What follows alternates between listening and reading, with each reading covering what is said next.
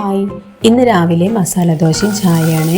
ഇഷ്ടംപോലെ cooking videos ഉള്ളപ്പോൾ ഇതത്ര വലിയ സംഭവമല്ലാന്നും ഈ മസാല ദോശ ഞങ്ങളെ കാണിക്കേണ്ട ആവശ്യമുണ്ടോ എന്ന് നിങ്ങൾ ചിന്തിക്കുന്നു. എനിക്കറിയാട്ടോ, തെറ്റില്ല. ഞാൻ ആ സാഹസത്തിന് നിൽക്കുന്നില്ല. കാരണം ഞാൻ തന്നെ കുക്കിംഗ് വീഡിയോസ് കണ്ടാണ് കുക്കിംഗ് പഠിച്ചത്. മസാല ദോശ ഗർഭിണി നല്ല ചേർച്ചയാണല്ലോ. അപ്പോൾ ദോശ ഉണ്ടാക്കുമ്പോൾ ഒരു കാര്യം പറയാമെന്ന് വിചാരിച്ചു. വിശേഷം ആയില്ലേ എന്ന് നീട്ടിയും കുറുക്കിയും ഒക്കെ ചോദിക്കുന്നവരാരും പ്രസവിക്കുന്ന സമയത്ത് നമ്മുടെ കൂടെ കാണില്ല. ചിലപ്പോൾ വിശേഷത്തിന് വകയൊരുക്കി തന്ന ഭർത്താവ് പോലും കൂടെ കാണുമോ? പുറത്ത് നഖം കടിച്ചും ടെൻഷൻ അടിച്ചും നടക്കുന്നുണ്ടാവും. ഇപ്പോൾ പിന്നെ ഫോൺ ഉള്ളതുകൊണ്ട് ലേബർ റൂമിന് പുറത്ത് അതിൽ കളിച്ചിരിക്കുന്ന ഭർത്താക്കന്മാരെ കണ്ട് സഹതാപം തോന്നിയിട്ടുണ്ട്.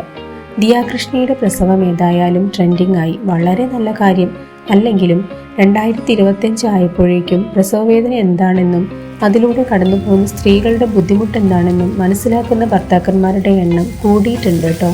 പ്രസവം കഴിഞ്ഞവർക്കും പല ഗർഭിണികൾക്കും ടെൻഷനുമായി. എന്തിനാന്നോ, ഇത്രയും പേരൊന്നും കൂടെ നിൽക്കാനില്ലെങ്കിലും സ്വന്തം ഭർത്താവിന് പോലും കൂടെ നിൽക്കാൻ കഴിഞ്ഞില്ലല്ലോ എന്നോർത്ത്. ദിയ ഭാഗ്യമുള്ള കുട്ടിയാണ്.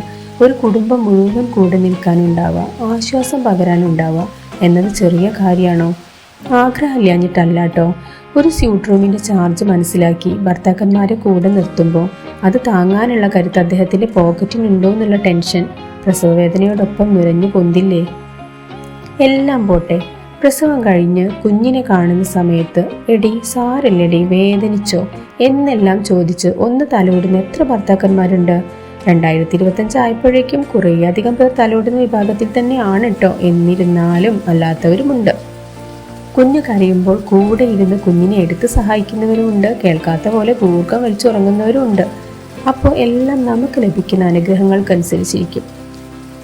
ഇനി ഇതൊക്കെ പോട്ടെ, ഒരു എപ്പിഡ്യൂറൽ എടുക്കാമെന്ന് വിചാരിച്ചാൽ അതിൻ്റെയൊക്കെ ആവശ്യമുണ്ടോ? നമ്മളൊക്കെ ഈ സാധനമൊക്കെ എടുത്തിട്ടാണോ ജാനു പ്രസവിച്ചത്? കുന്താണിയിൽ നെല്ലിടിക്കുമ്പോൾ ഞാൻ പോയി പെറ്റു, ബാക്കി നെല്ല് നീയല്ലേ കുത്തിയത് ജാനു? ഇപ്പം അങ്ങനെയൊന്നും അല്ല. കലികാലം അല്ലാതെന്താ എന്ന് പറയുന്ന വീട്ടുകാരും ചുരുക്കം ചിലരെങ്കിലും ഉണ്ട് കേട്ടോ. ഈ ദോശ ചുറ്റണ നേരം പോലും ഇല്ലായിരുന്നു ഇതിനെ പ്രസവിക്കാൻ. ഒക്കെ പോട്ടെ, ദിയയുടെ വീഡിയോ കണ്ട് കരയുന്ന ഒരു ഭാര്യയെ ഭർത്താവ് കളിയാക്കിയ കഥയും ഇല്ലാതില്ല കേട്ടോ. കുറേ എണ്ണം പൈസ ഉണ്ടാക്കാൻ പ്രസവിക്കുന്നു, അത് കണ്ട് മോങ്ങാൻ ബുദ്ധിയും വിവരവും ഇല്ലാത്ത കുറേ എണ്ണം എന്നിങ്ങനെ പോകുന്നു പലതരം ഡയലോഗുകൾ. എന്തായാലും ആ വീഡിയോ കണ്ട് ഇനിയും പ്രസവം മനസ്സിലാവാത്ത, ആ വേദനയിൽ സ്വയം ലയിക്കാൻ കഴിയാത്ത കുറേ എണ്ണമാണ് ബുദ്ധിയും വിവരവും ഇല്ലാത്തവർ എന്നേ ഞാൻ പറയുള്ളൂ കേട്ടോ.